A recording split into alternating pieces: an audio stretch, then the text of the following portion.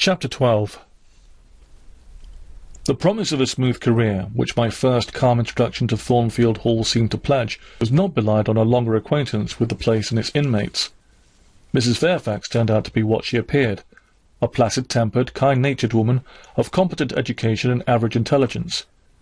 My pupil was a lively child who had been spoilt and indulged, and therefore was sometimes wayward, but as she was committed entirely to my care, and no injudicious interference from any quarter ever thwarted my plans for her improvement, she soon forgot her little freaks, and became obedient and teachable. She had no great talents, no marked traits of character, no peculiar development of feeling or taste which raised her 1 inch above the ordinary level of childhood, but neither had she any deficiency or vice which sunk her below it. She made reasonable progress, entertained for me a vivacious, though perhaps not very profound affection, and by her simplicity, gay prattle, and efforts to please inspired me in return with a degree of attachment sufficient to make us both content in each other's society. This par parenthèse will be thought cool language by persons who entertain solemn doctrines about the angelic nature of children, and the duty of those charged with their education to conceive for them an idolatrous devotion. But I am not writing to flatter parental egotism, or to echo cant, or prop up humbug. I am merely telling the truth. I felt a conscientious solicitude for Adele's welfare and progress, and a quiet liking for her little self, just as I cherished towards Mrs. Fairfax, a thankfulness for her kindness, and a pleasure in her society proportionate to the tranquil regard she had for me, and the moderation of her mind and character. Anybody may blame me who likes, when I add further that now and then, when I took a walk by myself in the grounds, when I went down to the gates and looked through them along the road, or when, while Adele played with her nurse and Mrs. Fairfax made jellies in the storeroom, I climbed the 3 staircases, raised the trap-door of the attic, and having reached the leads, looked out afar over the sequestered field and hill, and a long dim skyline. But then I longed for a power of vision which might overpass that limit, which might reach the busy world, towns, regions full of life I had heard of but never seen.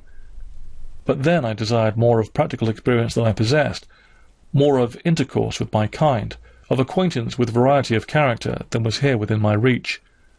I valued what was good in Mrs. Fairfax, and what was good in Adele, but I believed in the existence of other and more vivid kinds of goodness, and what I believed in I wished to behold. Who blames me?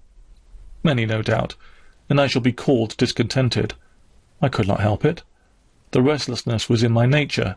It agitated me to pain sometimes. Then my sole relief was to walk along the corridor of the 3rd story, backwards and forwards, safe in the silence and solitude of the spot, and allow my mind's eye to dwell on whatever bright visions rose before it.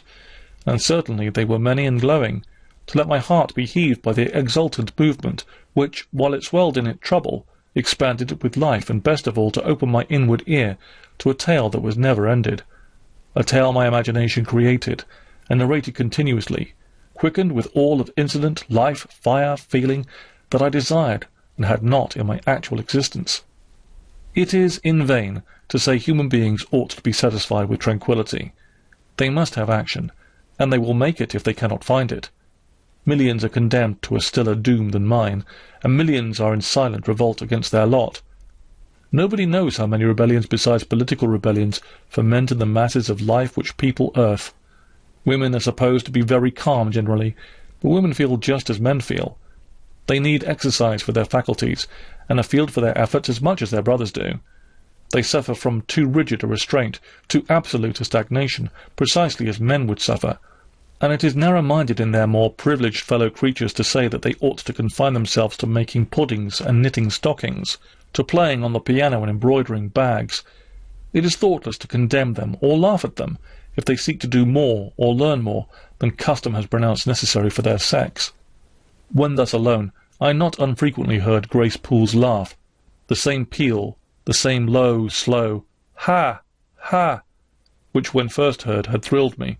I heard, too, her eccentric murmurs, stranger than her laugh. There were days when she was quite silent, but there were others when I could not account for the sound she made. Sometimes I saw her. She would come out of her room with a basin or a plate or a tray in her hand, go down to the kitchen and shortly return, generally, oh romantic reader, forgive me for telling the plain truth, bearing a pot of porter. Her appearance always acted as a damper to the curiosity raised by her oral oddities. Hard-featured and staid, she had no point to which interest could attach. I made some attempts to draw her into conversation, but she seemed a person of few words. A monosyllabic reply usually cut short every effort of that sort. The other members of the household, viz. John and his wife, Leah the housemaid, and Sophie the French nurse, were decent people, but in their respect remarkable. With Sophie I used to talk French, and sometimes I asked her questions about her native country, but she was not of a descriptive or narrative turn, and generally gave such vapid and confused answers as were calculated rather to check than encourage inquiry. October, November, December passed away. One afternoon in January, Mrs. Fairfax had begged a holiday for Adele because she had a cold, and as Adele seconded the request with an ardour that reminded me how precious occasional holidays had been to me in my own childhood, I accorded it, deeming that I did well in showing pliability on the point. It was a fine, calm day, though very cold. I was tired of sitting still in the library through the whole long morning. Mrs. Fairfax had just written a letter which was waiting to be posted, so I put on my bonnet and cloak and volunteered to carry it to Hay. The distance, 2 miles, would be a pleasant winter afternoon walk. Having seen Adele comfortably seated in her little chair by Mrs. Fairfax's parlour fireside, and given her best wax doll, which I usually kept enveloped in silver paper in a drawer to play with, and a storybook for change of amusement, and having replied to her, "Revenez bientôt, ma bonne amie, mon chère Mademoiselle Jeannette," with a kiss, I set out. The ground was hard, the air was still, my road was lonely. I walked fast till I got warm, and then I walked slowly to enjoy and analyse the species of pleasure brooding for me in the hour and situation. It was 3 o'clock. The church bell tolled as I passed under the belfry. The charm of the hour lay in the approaching dimness, in the low gliding and pale beaming sun. I was a mile from Thornfield, in a lane noted for wild roses in summer, for nuts and blackberries in autumn, and even now possessing a few coral treasures in hips and haws, but whose best winter delight lay in its utter solitude and leafless repose. If a breath of air stirred, it made no sound here, for there was not a holly, not an evergreen to rustle, and the stripped hawthorn and hazel bushes were as still as the white worn stones which causewayed the middle of the path. Far and wide on each side there were only fields where no cattle now browsed, and the little brown birds, which stirred occasionally in the hedge, looked like single russet leaves that had forgotten to drop. This lane inclined uphill all the way to Hay. Having reached the middle, I sat down on a stile which led thence into a field. Gathering my mantle about me, and sheltering my hands in my muff, I did not feel the cold, though it froze keenly, as was attested by a sheet of ice covering the causeway, where a little brooklet, now congealed, had overflowed after a rapid thaw some days since. From my seat I could look down on Thornfield. The grey and battlemented hall was the principal object in the vale below me. Its woods and dark rookery rose against the west. I lingered till the sun went down amongst the trees, and sank crimson and clear behind them.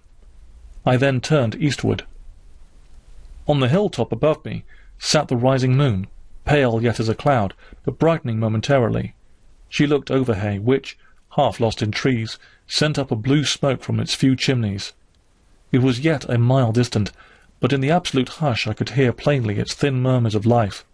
My ear, too, felt the flow of currents, in what dales and depth I could not tell, but there were many hills beyond Hay, and doubtless many becks threading their passes. That evening calm betrayed alike the tinkle of the nearest streams, the sough of the most remote. A rude noise broke on these fine ripplings and whisperings, at once so far away and so clear, a positive tramp, tramp, a metallic clatter, which effaced the soft wave wanderings, as, in a picture, the solid mass of a crag or the rough boles of a great oak, drawn in dark and strong in the foreground, effaced the aerial distance of azure hill, sunny horizon, and blended clouds where tint melts into tint. The din was on the causeway. The horse was coming.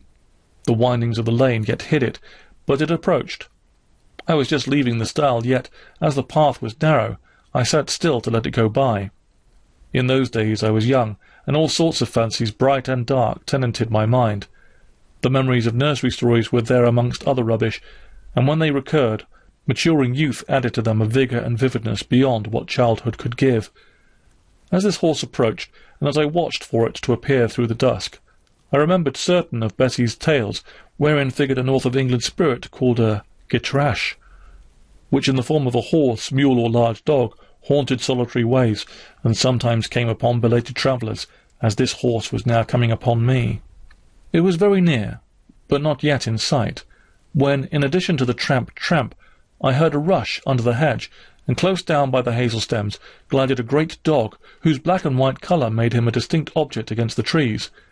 It was exactly one form of Bessie's Gitrash, a lion-like creature with long hair and a huge head. It passed me, however, quietly enough, not staying to look up, with strange pretercanine eyes in my face, as I half expected it would. The horse followed, a tall steed, and on its back a rider. The man, the human being, broke the spell at once. Nothing ever rode the Gitrash.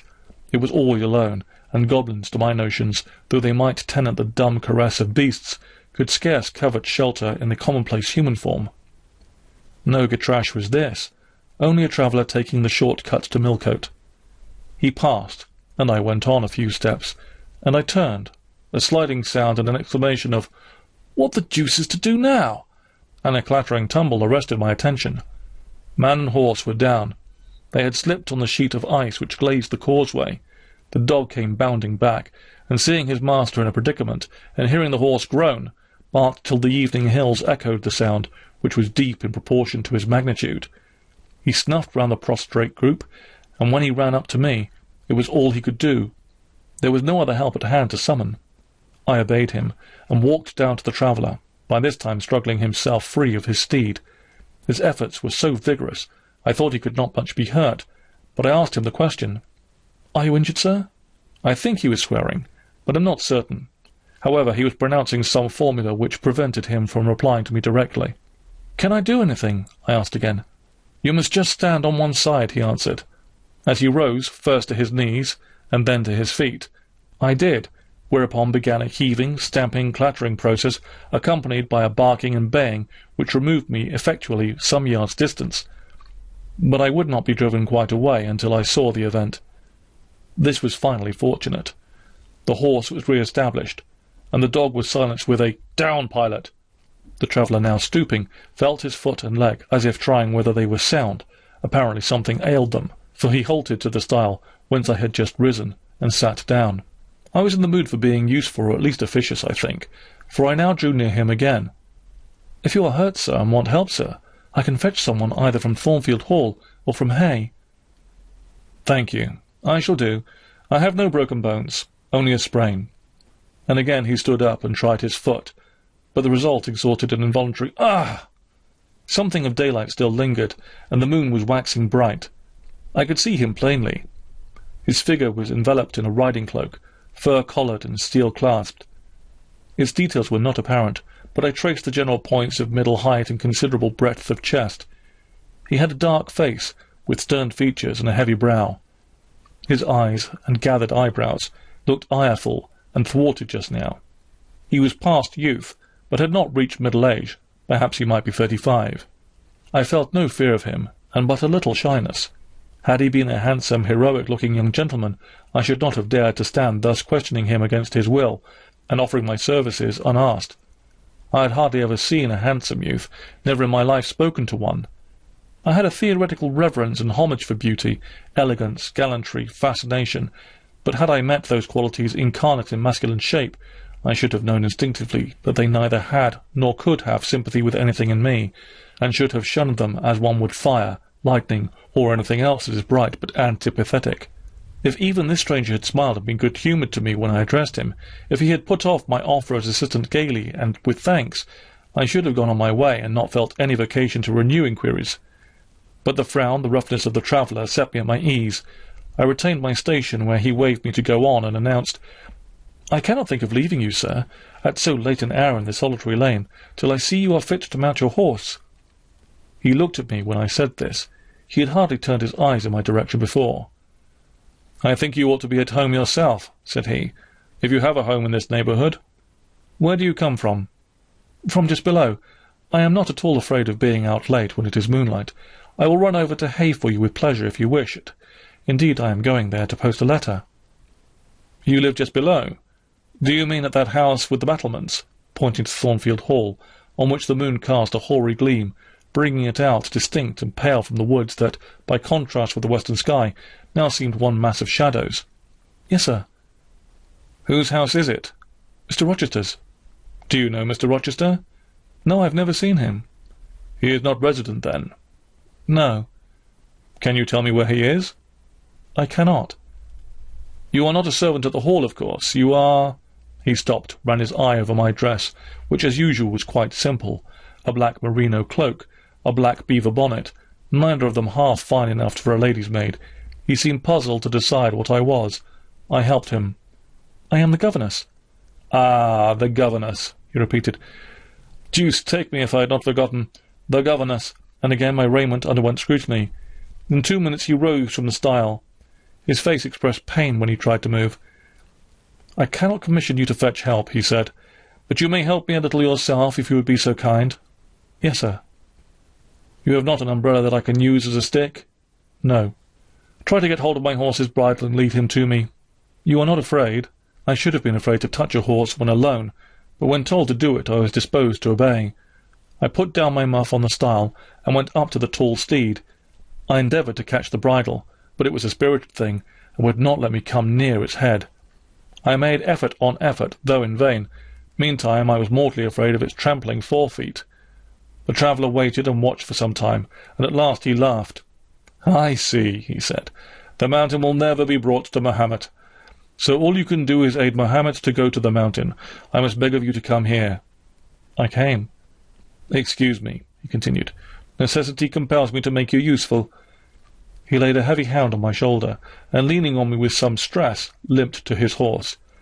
Having once caught the bridle, he mastered it directly and sprang to his saddle, grimacing grimly as he made the effort, for it wrenched his sprain.